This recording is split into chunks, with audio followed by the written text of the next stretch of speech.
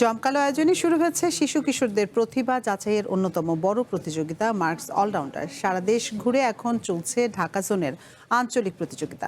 সম্প্রতি রাজধানী Banani Vidyaniketan school and কলেজে প্রতিযোগিতার উদ্বোধন করা হয়। অংশ নেয় প্রথম থেকে দ্বাদশ শ্রেণীর বিভিন্ন স্কুল ও কলেজ পড়ুয়া শিক্ষার্থীরা।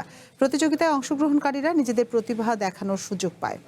গান, নাচ, অভিনয়, চিত্রাঙ্কন, আবৃত্তি ও উপস্থিত বক্তৃতায় বিভাগে প্রতিযোগিতায় সরব উপস্থিতি আগামীর প্রতিভাদের, যেখান থেকে খুঁজে বের করা হবে নতুন মার্কস অলরাউন্ডারদের। বিজয়ীদের জন্য থাকছে আকর্ষণীয় সব পুরস্কার।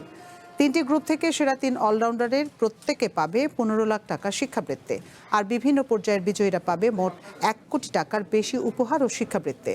এছাড়া প্রতিটি বিভাগে সেরা 3 জন পারফর্মার পাবে স্বর্ণ, রৌপ্য ও ব্রোঞ্জ পদক, যেখানে মোট পুরস্কারের সংখ্যা 54টি। এ পর্যায়ে আজকের অনুষ্ঠানের প্রধান অতিথি